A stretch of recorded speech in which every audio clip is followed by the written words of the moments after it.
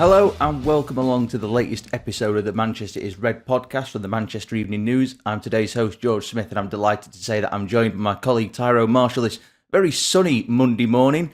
Ty, how are you? Yes, good. Thank you, George. Very good. The sun was definitely shining on United yesterday, wasn't it? It most definitely was, and that is, of course, the headline topic in this podcast this Monday morning. Manchester United through to the FA Cup semi-finals after an incredible, historic victory over Liverpool at Old Trafford on Sunday. 4-3 victory in extra time.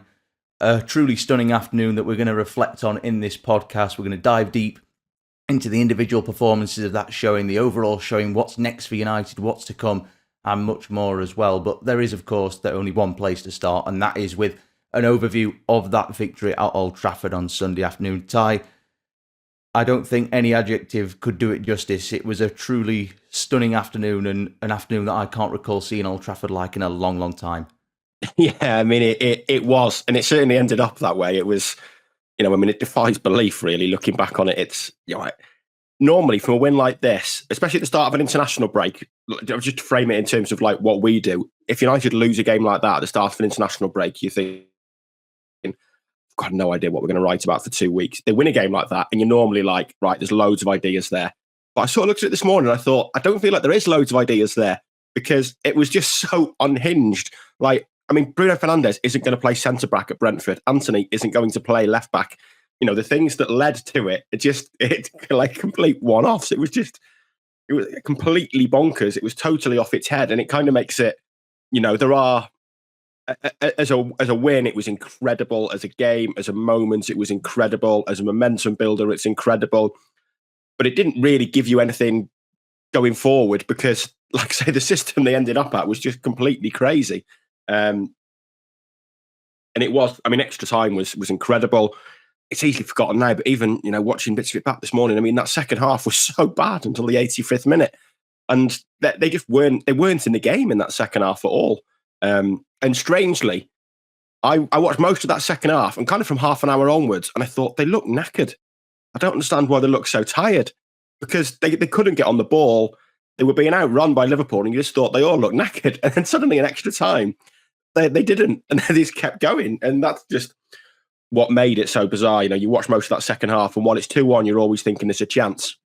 But on the balance of that game, you just thought it's hard to see where that chance comes from. And then suddenly it does. And they could have won it in normal time. They did eventually win it in extra time, and yeah, it just turned into one of Old Trafford's great days. It was. I'm sure we've all seen countless videos of the celebrations after Amads' winner, and the one that particularly gets me is the one where somebody, I think, working for the FA Cup's official Twitter account is filming from the other end of the pitch, and you just see the Stretford end just blow up with people flying everywhere, celebrating the goal, and that's something obviously we've not seen at Old Trafford for a long, long time, aside from a couple of junctures last season, perhaps against Barcelona being one. This feels like it's got to be a turning point and potentially a glimpse into the future that Sir Jim Ratcliffe wants as well.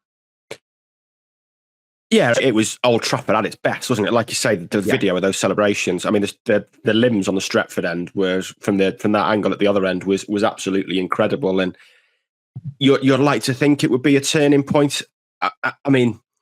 The issue is there's been other days like this year where you think that's a turning point, and it hasn't been. And like I said, the way they played, the way they set up in extra time, that doesn't make it turning point because, like I say, Fernandes isn't going to play centre half again. An unbelievable effort to do so when he clearly, he just couldn't walk. He was on one leg, and we've said it so many times. Whatever you make of him, and there were times before that where you thought we're seeing the worst of Fernandes here in that game. There were moments where he was losing his calm and losing his head and complaining a lot. And then he does something like that where, United have had so many injuries this year, and there's a bigger issue there to look at. I'm sure a lot of them have been problematic, but Fernandes, again, has not been one of them, never missed a game through injury, and he just plays, as Ten Hag has said already, he plays through the pain barrier. And it was a heroic effort. And yeah, you would like to think it's a turning point now. They're still such a hard team to look at and analyse because it's still now only two defeats in 2024, and we're into mid-March. They've only got one game left in March, and one of those was away at City. It's a it is a good run of form now. You have to say it's a good run of form. The performances haven't been brilliant, as heroic as they were in extra time yesterday.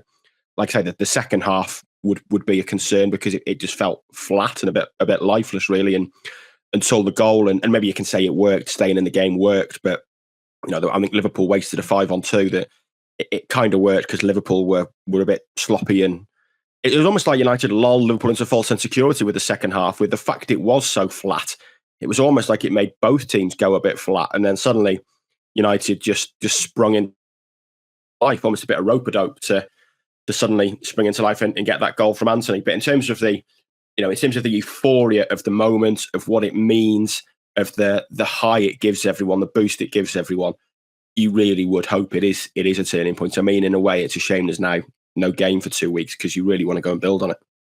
Yeah, you've led me into my next point there. You just must be, if international break players aren't going to be there, but if they were rocking up to Carrington this morning as usual, they'd be thinking, God, we need to get it back out there as soon as possible. We're itching to go again. So in that sense, it is a little bit unfortunate the international breaks come at that point, but at the same time, it gives you a great sense of confidence heading into the restart in a couple of weeks. Whereas if they'd lost that game yesterday, they would have been thinking this is going to be a long fortnight, a lot of negativity around. But Erik ten Hag, before the game in his pre-match interview with MUTV, he said in his own words, this is do or die. It was the game that was going to ultimately make or break United's season. It keeps their hope of a trophy alive. And like you said there, with Fernandes being the prime example of battling through the pain barrier, every single player on that pitch, regardless of the role they played, Harry Maguire, I thought when he came on was immense. Victor Lindelof put a good shift in. Aaron Wan-Bissaka played very, very well for just the second time at left back after the best part of 2 months out. I think that was a clear performance that suggested Erik ten Hag most certainly has still got the backing of these players and they're willing to run through a brick wall for him.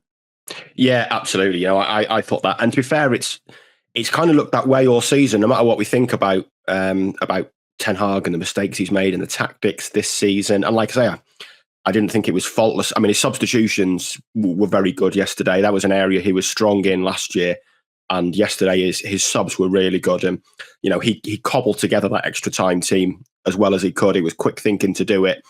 But it felt like it was about individuals and extra time rather than a system. And all of those individuals were superb. But they are definitely for playing for him, whichever way it goes. And we've said he's got a lot of credit in the bank from what he did last year, from winning that trophy, from getting United into third. And as we'll come on to, this season suddenly looks immensely salvageable. Kind of trying to step back and take the emotion out of it. There were still issues with that performance. I think that the midfield for a lot of the game was kind of nowhere again. There was that image in the first half that went viral where United basically had two lines, one near their own goal, one near the opposition goal, and then nothing in between. And things like that has happened a lot all season. And you said at the start there, the difference winning that game makes compared to losing it, and the momentum they've now got, the buzz they've got over the 2 weeks. I mean, if Anthony doesn't score that goal and they lose that game 2-1, although on the face of it, that's not a bad result, I think there'd be so much negativity just because of what happened in the second half. Until Anthony's goal, they never really looked like scoring, and they did score it, and it changes in an instant like that. The whole mood changes. They finish the 90 minutes really well. They go on and win the game, and now we're all talking about what a moment, what a feel-good moment. Had that goal not happened, we'd have been talking about a lifeless second half and kind of just failing to land a blow on Liverpool. And in the end, it's turned out good, and the difference that makes compared to given how much was on the line, given the way the season's been going. They needed a moment like that, and it does. It really should give them that momentum to go and build into and really carry the fight on in this season now, because suddenly, like we said, they do have an awful lot to play for still. Yeah, they certainly do, and we're going to talk about United's FA Cup adventure and where it goes next, and the Premier League top four race a little later on. But I think you've raised a good point there with the image that's been doing the round on social media of the massive gap in the the midfield that was non-existent.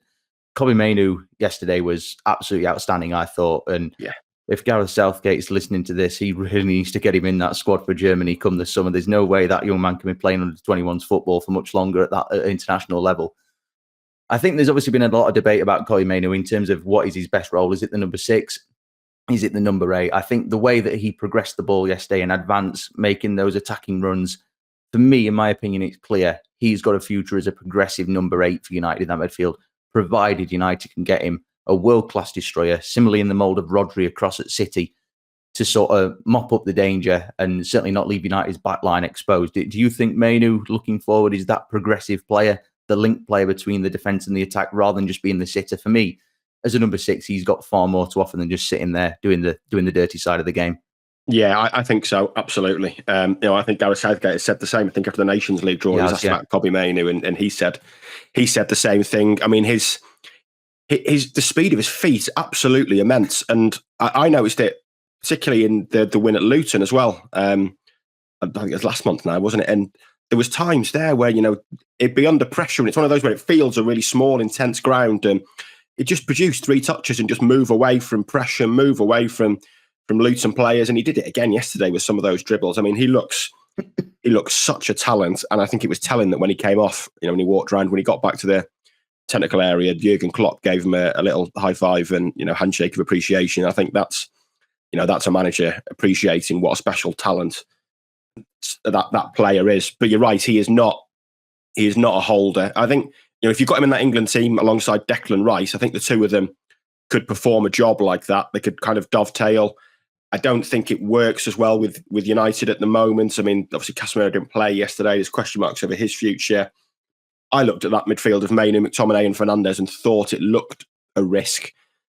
I mean, McTominay's having a great season, and he is such a threat in the opposition's penalty area, but he makes such aggressive runs from that central midfield role in terms of like getting into the box, and kind of, you see the odd sort of comparison to Lampard, but he's arguably even more attacking than that, because he used to play as a striker in the academy, and occasionally he makes those sort of runs, and he's often the highest player there. And too often for me, United get caught with too many midfielders in advance of the ball, basically, or they'll have one midfielder on the ball, the other two in advance, and if they lose it, all 3 are out of the game and are chasing back, and that's kind of what you see yesterday at times. So I still think that midfield needs some finessing. I think it probably needs a holder. I think Casemiro has got better as this season's gone on, but I think there's obvious concerns there going forward. McTominay, it's hard to sort of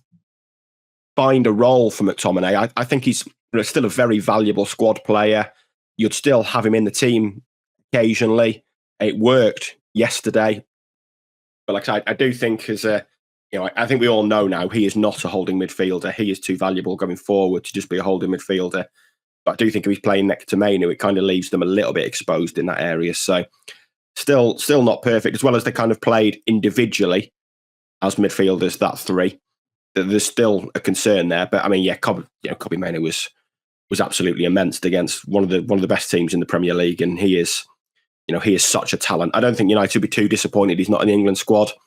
I wouldn't be surprised if they're hoping he's not in the Euros squad either, and maybe look to get international football next year, because he is still very young. There is still plenty of time for him to go and influence international football. But he does look, he is the find of the season. There's no doubt about that. Yeah, most definitely. I mean, there's a lot of young players that come through nowadays, and you sort of take a reverse approach, and you sort of say, don't rush them too quickly. Maybe just send them out on loan, see how they get on. But this year, he's the real deal, isn't he? He's absolutely the real deal. He was immense in that game on Sunday. He really was. But speaking of young players, and the man who, of course, scored the winner, Amad, feels like a very, very big moment for him. Very unexpected moment. He's not really had a fair crack of the whip since coming back from injury in December. Obviously, excelled at Sunderland on loan last season with 14 goals. Came back in late December, the very end of December. I think he'd had 3 substitute appearances prior to Sunday.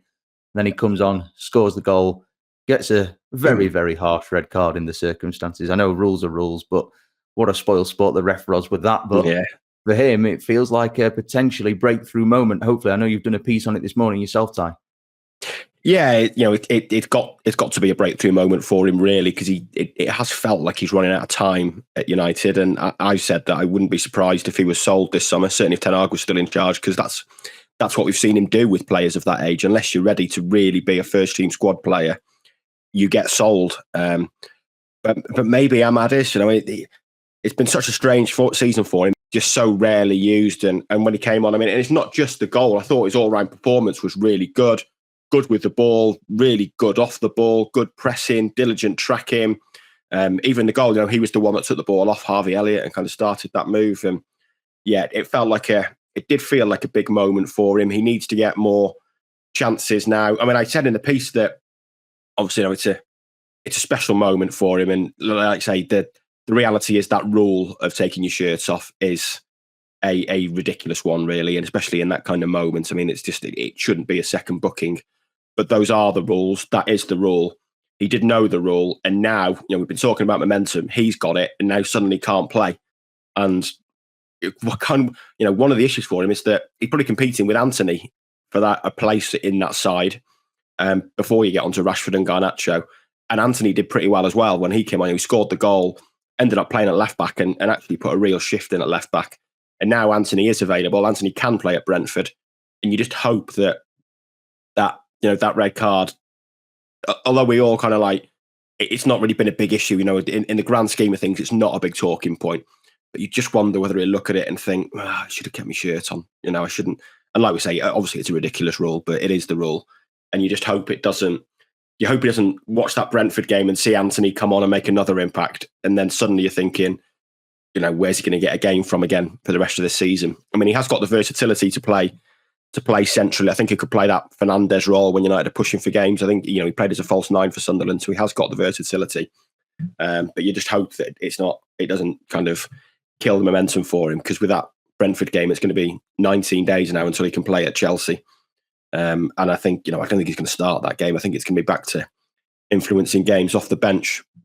But it was, it's whatever happens from here, it is an iconic moment. He's in Manchester United folklore.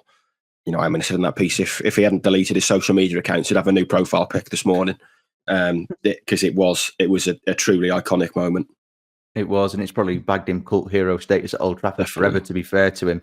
But you've raised a good point there about him and Anthony possibly squabbling over this right wing spot. And of course, a man that we've not mentioned yet on this podcast was Alejandro Garnacho. Started on the right, thought he had a terrific game again, worked himself unbelievably hard. He ran into the ground for United yesterday. It's arguable that he does remain United's first choice right winger. And I did a piece on this literally early Sunday afternoon before the game for Monday morning. So I was thinking that's going to be ruined now. Amad, Anthony have both scored. That's messed that up in typical journalistic fashion. But it's arguable that Garnacho, Højlund and Rashford does remain United's favoured front three, the best front three that Ten Hag has managed to get a tune out of this season. So it's arguable that Garnacho, that Anthony and Amad are going to be fighting over essentially the backup right wing role. But you raised a good point about Amad being capable of playing inside. I remember Tony Mowbray, who was Sunderland manager last season, he actually said something where he compared Amad with Bruno Fernandes in the sense that he could play a similar role. So United have not really got that backup number 10, though, of course, McTominay is much better going forward. So there could be a way into the team for him there more consistently. Yeah, absolutely. And, he certainly he can play that role. I mean, your problem with kind of being the backup number 10 is that Fernandes is, like you said, is never injured. So you're not really needed, but I think he can definitely play. He can play centrally. I don't think there's any doubt about that. There's clearly a very good footballer there. I mean, it kind of remains such a strange story that United just spent so much on him. And as good a young player as he looks, I know he's 21 now. I'm not sure he's ever looked a £37 million winger. He barely played for Atalanta when United signed him. So there is kind of a degree of, I still don't think. No. There's clearly a good player there. He was excellent for Sunderland in the Championship, but we're talking about one moment. I think he needs a strong finish to the season to make absolutely certain of staying at United next year and not finding himself as one of these young players that Ten Hag cashes in on. And like you say, theoretically there is competition for those places out wide, but that relies on Anthony kind of kicking on from yesterday, relies on Amad kicking on from yesterday. I don't think there's any doubt Garnacho is the first choice right winger at the moment. I mean, I think he started every game since November the 1st now. I think it's 27 games in a row. He started. He's getting better and better and better. Played all 120 minutes yesterday. I thought he was superb.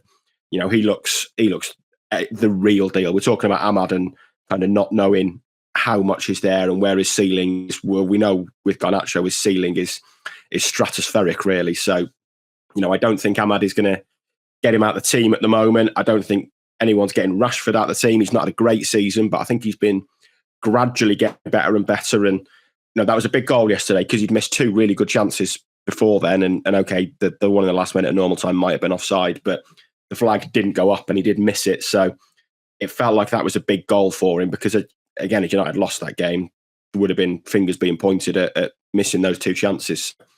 Big moment for Rashford. So yeah, there are competition for places there. Like I say, I would play him centrally at times. I mean, we're talking about Højlund still coming back from injury. Obviously, didn't last yesterday and was never going to. But I'd certainly consider Amads as an option instead of Højlund, really, rather than Rashford. And you leave Rashford on the left because he's showing he can play there and he can kind of play it as a false 9. Really, he could almost dovetail with Fernandes. So I think there are other ways into the team beyond the right wing for him. Yeah, definitely. Certainly a headache and a puzzle for Erik Ten Hag to try and solve. But that wraps up part 1 of this episode of Manchester is Red podcast. Do rejoin us in part 2, where we're going to gloss over the Liverpool victory a little bit more and look at what is to come next for United.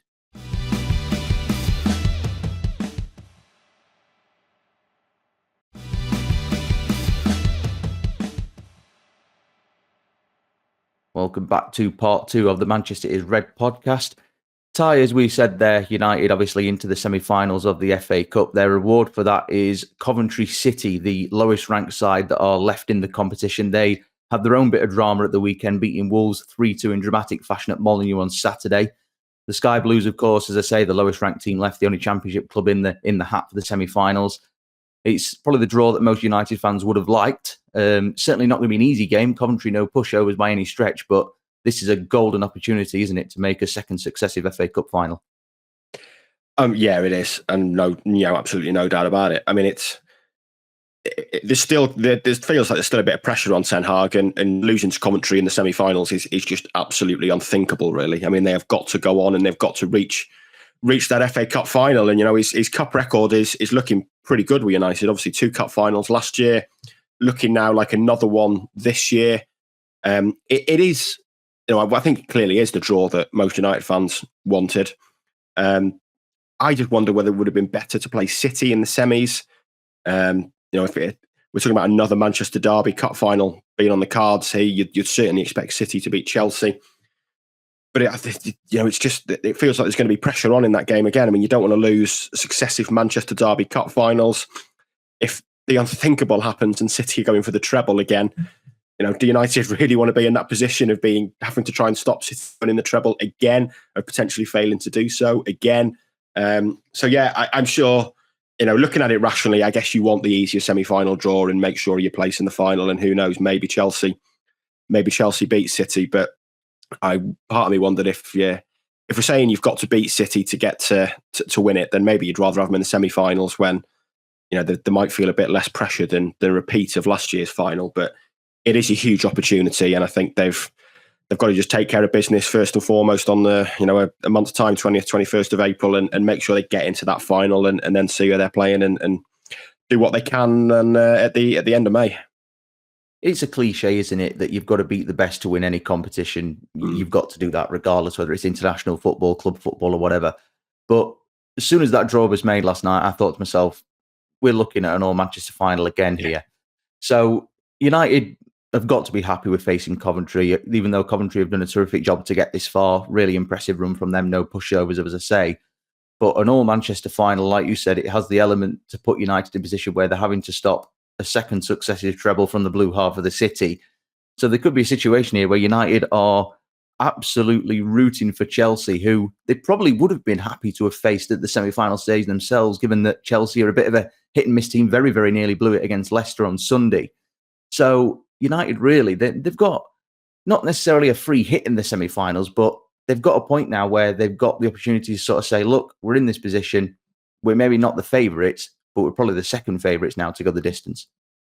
Yeah, I would think they'd certainly be second favourite given that draw, because they're going to be very strong favourites to get the better of Coventry. And like you say, I mean, it's a huge opportunity for Ten Hag to suddenly reach a second successive cup final. Even if it is City, they have shown they can beat City under Ten Hag. They did win at Old Trafford last year. The cup final last season, it felt closer on paper than it felt on the pitch, to be fair, with a 2-1 scoreline. But City, cup finals are always difficult, and City weren't great in the Champions League final either last year. If they are in that position of chasing another treble, then I think we'll know they'll be nervous. So there will be possibilities there. It just, it feels like a difficult one for United to go into a second successive Manchester Derby Cup final. And if they stay exactly the same as they were last season, they're going to be really feeling it, because that's the type of thing you just never live down, to lose 2 successive Manchester Derby Cup finals. So, maybe they won't lose it. Maybe come May, they'll be in great form. Maybe this run of form will keep going. But you kind of look at what happened at the Etihad recently and at Old Trafford this year. Those 2 derbies this season have been hopelessly one-sided. And yes, United have had injuries. But, the Etihad team I think they were missing 3 players probably from their strongest 11. And don't get me wrong, 2 of them, Martinez and Shaw, being so close together on the pitch was clearly an issue.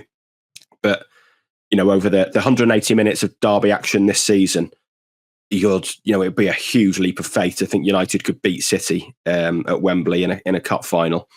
But like we say, they're probably going to have to beat them if they want to win it, whether it's semi-final or final. And maybe the final, maybe the final would make City more nervous rather than a semi-final. So, maybe that's the way to go. But I think, it's probably a conversation for another day, because you've got to think United will beat Coventry. Coventry having a dream run, and the way they beat Wolves. It was arguably even more incredible than United's game against Liverpool. The last couple of minutes of injury time was absolutely amazing.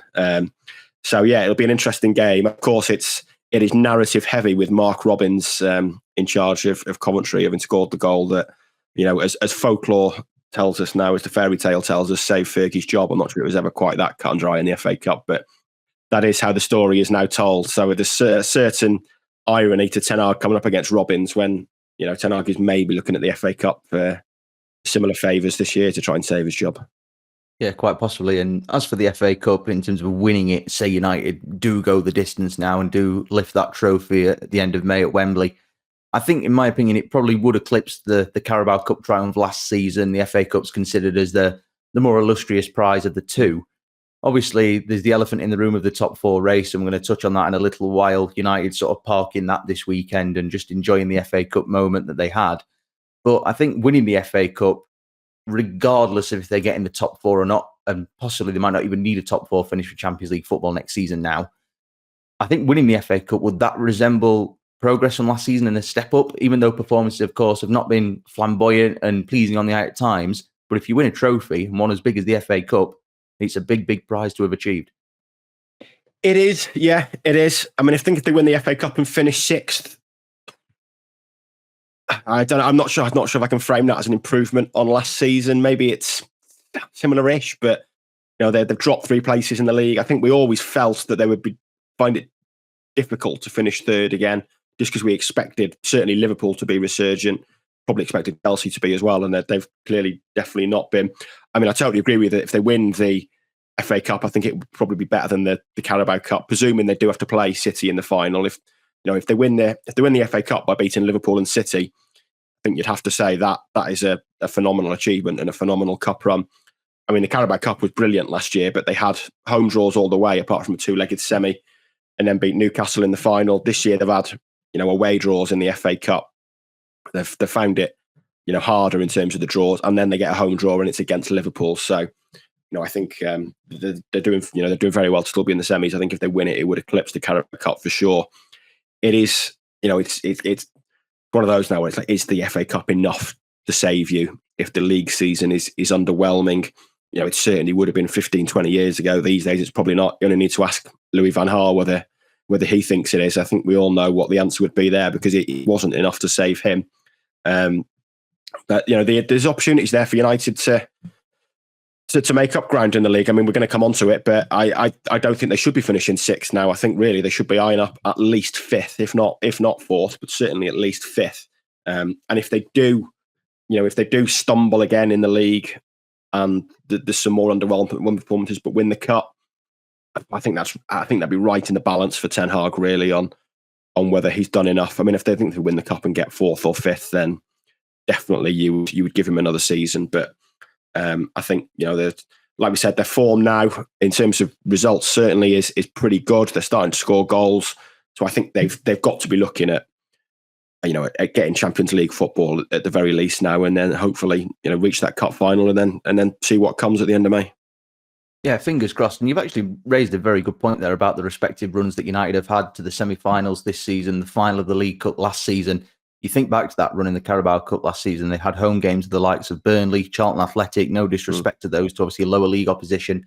Yes, United played Wigan and Newport in the first couple of rounds of the FA Cup this year, but Forest away was always a potential banana skin. It felt United weren't in the best position at that time and needed a late winner.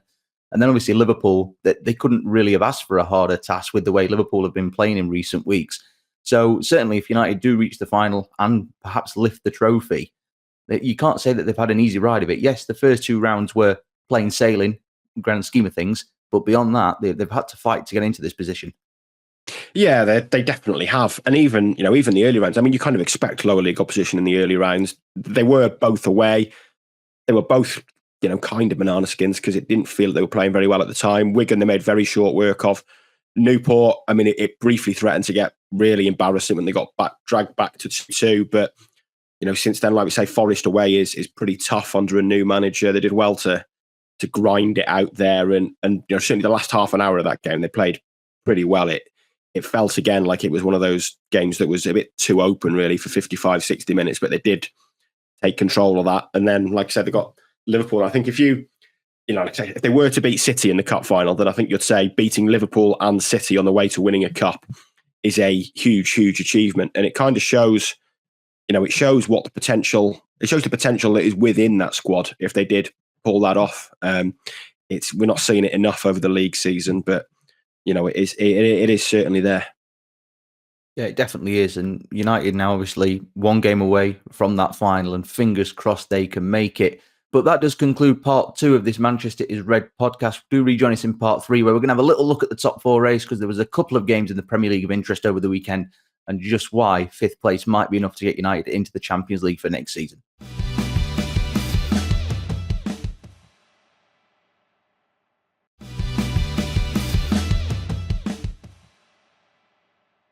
Welcome back to part 3 of the Manchester is Red podcast. We're now going to have a little look at the weekend's action in the Premier League, and it's quite easy to forget that there were a handful of games with all the drama in the FA Cup that took centre stage. Tottenham Hotspur, just a week after blowing Aston Villa away with a 4-0 win at Villa Park, with arguably their best performance of the season, produced one of their worst of the season just 6 days later, in fact, away at Fulham, beaten 3-0, missing out on the chance to move above Villa in the table and into the top 4. Ty, that felt incredibly Spursy. Yeah, it certainly did. It did. Just very bizarre. Again, when they built up so momentum to go and lose in the manner they did at Fulham was it was a serious surprise, and I don't think anyone really saw it coming. But it's as good as that win against Villa was for Tottenham. It has felt like they've kind of been, I said, running out of steam, but they've not been the same Tottenham side that we saw at the start of the season. Just trying to live with they've won 4 of their last 9, I think now. There are signs there that maybe they're just starting to find it a bit harder under Postecoglou. Like we say, it's a very demanding system, so maybe it wouldn't be a huge surprise if they ran out of steam a little bit, although they've not exactly had much cup football this season. But yeah, there's opportunities there for United. I think we've said in the past that both Villa and Tottenham, I think, have got much tougher run-ins compared to United. And there are signs, there are signs with both that they are not as good as they were at the start of the season. I mean, there was a lot of talk about both in a title challenge, really, in the early weeks of the season. Certainly lasted longer for Villa than Tottenham, but I think both at the moment are starting to throw in some performances and some results that makes you think they're kind of searching for the line at the moment. They're falling over the line rather than going and making sure of top 4 or top 5, and that that should really give United some encouragement. Yeah, definitely. Well, Spurs, of course, had a disastrous result, really. Villa's not much better. They weren't beaten, but they did only manage a point away at West Ham. And I say only at West Ham. It's quite hard to believe that West Ham are 7th in the table, only 3 points behind United, because it feels like with the criticism that's been vented at David Moyes this season from some parts, it's felt like they're in a relegation battle for a lot of the season. But West Ham in a respectable 7th. But Villa drew their 1-1 on Sunday afternoon, coming back into the game and getting themselves a point. So they've moved 3 back in front of Spurs and are now 9 in front of United. It's certainly not in United's favour to be 9 points shy of the top four at this stage of the season. They do obviously have a game in hand on Villa now, but it's not an impossible gap to bridge. United, when you look at their remaining games, they have got a lot, certainly on paper, that you would fancy them in. Sheffield United at home to come, Burnley at home, Newcastle at home, not looking as tough as it maybe once did. Bournemouth away. So there are some games in there where United have got to be looking and thinking, if we're serious about this, we've got to get maximum points in each of these games. So 9 point gap with, I think, 10 league games to go for United now. It's not impossible. Yes, they're still fighting an upward curve, but it's certainly possible. And like you said earlier on, the momentum and the guile they're going to have earned from that win on Sunday is only going to help. Yeah, definitely. It is, like you said, the games are running out. They're probably going to need maybe 8 wins, maybe 7 and a couple of draws. Like I said, both Villa and Tottenham have still got to play City, Liverpool and Arsenal. So they've got a difficult run in. United have still got to play Arsenal. But United, there's no doubt about it, United's running on paper is significantly easier than the other two. And the other two are showing signs of stumbling. I guess the problem for United is that they are as well at times. Certainly that Fulham game, that's such a huge missed opportunity, dropping 3 points at home to Fulham. It's still a possibility. Like we say, 5th might do it, and 6 points. If they won, they'd be 6 points behind both, I think. So if they win the game in hand, there's opportunities there. Fifth would do it. I don't know if it'd feel like going into Europe via the back door. I think we all knew 5th would probably be enough for a Premier League team to get into Europe this year, and it's been competitive up there. But I think they've got to be looking at it and thinking, let's go and win 7 or 8 of these last 10 league games. And you'd like to think that would be enough, given the run-in the other sides have got. And I think that's got to be the target now, because the win over Everton last week kind of settled some nerves. Obviously, one of them was always going to drop points. They've both dropped points this week, and when United haven't played in the league. So it does feel like suddenly there's an opportunity there for United to have a real run at getting 4th or 5th. Definitely. I actually did a piece last week, I think it was, where I looked at a potential scenario that could have happened ahead of the season resuming on March the 30th at Easter weekend, where had Aston Villa won on Sunday and then won on the afternoon of Saturday the 30th ahead of United playing Brentford at 8 o'clock that evening, United could have been as many as 14 points behind Villa if Villa won both of those games. So Villa, of course, have dropped 2 points on Sunday. I think Newcastle is who they play next in their game immediately before United face Brentford. But if that gap had gone to 14, that would have been incredibly hard to claw back. And Tottenham as well, if they'd won both of their games, the gap could have been something like 11 or 12 points. So United really, they got a couple of boosts without even playing a league game at the weekend. Yeah, they did. I mean, it was an absolutely perfect weekend for them, wasn't it? Maybe aside from that late VAR drama at West Ham. I mean, it feels like these next couple of games are pretty crucial for United. Like I say, I mean, you still look at United at the moment, and I've said this on previous podcasts, the way they're playing, you kind of do fear for them in a lot of games just because of the number of shots and chances they give up. They've got 2 relatively tricky away games, I guess, coming up. I mean, certainly winnable ones, but Brentford away and Chelsea away are both games you'd think they're not, they're far from a guarantee. Chelsea, we just do not know with Chelsea yesterday. I mean, at the moment, their game yesterday just totally summed them up this season. And they're just so inconsistent. Brentford with Tony going to be a threat. I mean, if United were to win both of those, I think it puts them in a great position. They've then got Liverpool again the following week, of course, at home in the league. So I think they'd probably want to win both of those away games ahead of playing Liverpool. Tottenham and Villa have both got winnable home games, I think, on Easter weekend. I think Villa have got Wolves and Tottenham have got Luton. So it does feel like there's a little bit of pressure on United. United will be playing last, I think, as well that weekend compared to the other side. I think they both play Saturday afternoon. So yeah, that week feels like a bit of a big one for United. Brentford away and Chelsea away, heading into Liverpool. They need to really kind of keep this momentum going now and keep closing that gap and picking up the wins. And they are, like I say, they're two relatively tricky away games. Certainly not straightforward, not by any stretch, but Chelsea almost feel like they're a team, though we're not quite at the very, very end of the season, almost like they could be on the beach. Doesn't feel like they've got anything to play for other than reaching that FA Cup final now. Whereas Brentford, of course, so often been a team that have been steady eddies in the Premier League and adapted so well since their promotion a few years ago, are still obviously in the thick of the relegation battle. They're only 4 points above the dotted line at the minute, so they've got a hell of a lot still to play for. So that might be the tougher of the two games. And we all know what happened, of course, at Brentford last season. Obviously, United in a much, much better place now than they were then. And we've got to keep positive on this podcast after what happened on Sunday, so we'll not dwell on that. But United, like you said there, those two away games, Liverpool at home to come at the end of that week after the international break, that feels like that could be a really pivotal week in shaping up this top four battle as we sort of get into the middle of April and then into May, and then obviously the mad dash to the finish line. Yeah, I think so. And it's certainly one of the tougher weeks United have got left. Like I said, they've still got Arsenal to play, but when you've got Brentford away, Chelsea away, Liverpool at home in the space of essentially a week, 8 days, really, 8-9 days. It is a testing week for them. I don't think there's any doubt about that. And if they get out of that with 7 points, I think you'll say that's a pretty good week for them. And yeah, I mean, the Liverpool game is going to be an interesting one given what's happened this weekend, and of course the stakes are even higher really for Liverpool in that league game. They're certainly going to be stung from yesterday. As much as we praise United, I thought Liverpool were pretty poor, really. And I think we saw from Klopp's post-match antics that they were certainly stung by what unfolded there. So they're going to be up for that one, you'd think.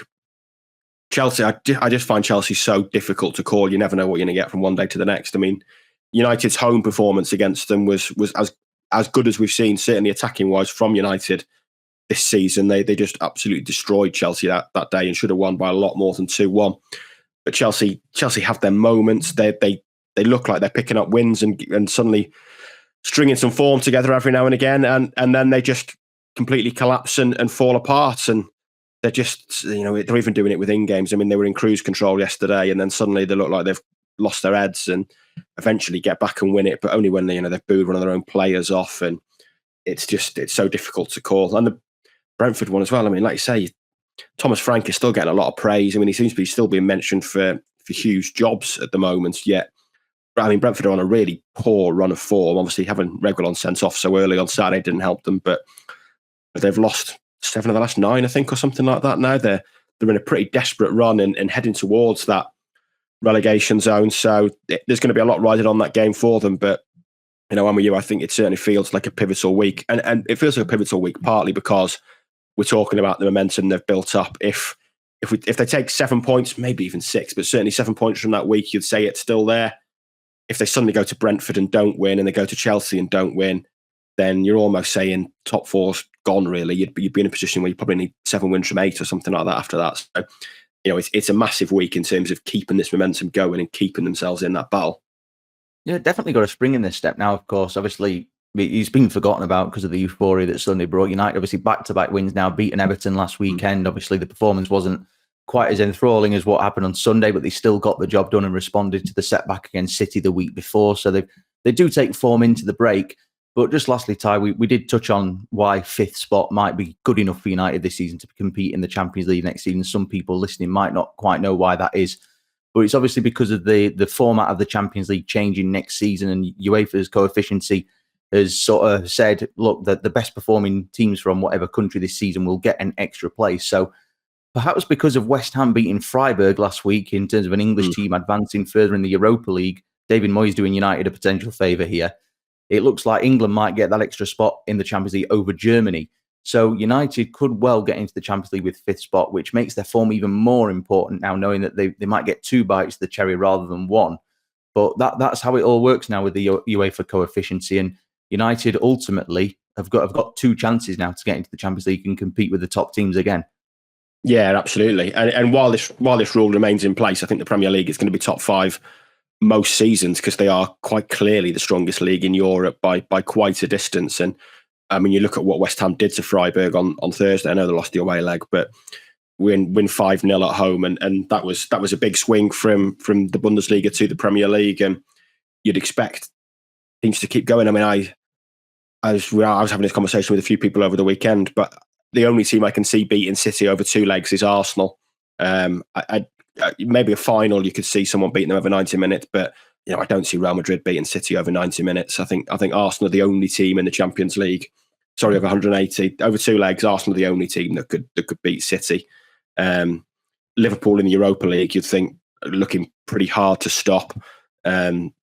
Obviously, Villa still in the Conference League. So I think, you'd probably expect at least one English finalist in the Europa League or the Champions League, if not more. So I think for the foreseeable future, the Premier League is going to be getting 5 teams in the Champions League, and it does make it easier, and it should make it easier for Manchester United, because if Manchester United don't finish in the top 5 every season, then it's a bad season. I think in a way it's as simple as that. For a club of the size and stature of Manchester United, they should be finishing in the top 5, and that is the challenge for Ten Hag now. He's got 2 teams to aim at in terms of Villa and Tottenham, both showing signs of not being in the kind of form they were a couple of months ago. So he's got to be going there, because we were discussing his future earlier on, and whatever happens, I think if he doesn't finish in the top 5, then whatever you think of the decision or not, I think if he did lose his job, you couldn't have any complaints, because Manchester United just should not be finishing outside of the top 5. They should be reaching the Champions League every season if it's going to be a top 5, and that is kind of the way it should be going forward, I think. And ultimately, of course, it is, the way that Sir Jim Ratcliffe wants it. If United don't get in the Champions League next season, it's going to delay his plan. It's obviously the financial revenue that brings, the ability to attract higher caliber players as well. So just lastly, Ty, it is ultimately United need this Champions League spot to progress the club forward as fast as it can. Yeah, definitely. We spoke about this a couple of weeks ago. I think I can't remember who it was with on a podcast, and it is kind of like a catch-22 at the moment with the Premier League spending rules, that they are so tight that if you don't get in the Champions League, you don't get the Champions League revenue. You can't afford to spend what you want on players. You can't bridge the gap in terms of the squad, and you miss out again the next year, and it becomes this kind of self-fulfilling prophecy almost, that you need that Champions League revenue. And you look at the accounts that came out last week. I mean, broadcast and match day alone, the difference in the group stage from Europa League to the Champions League was £65 million.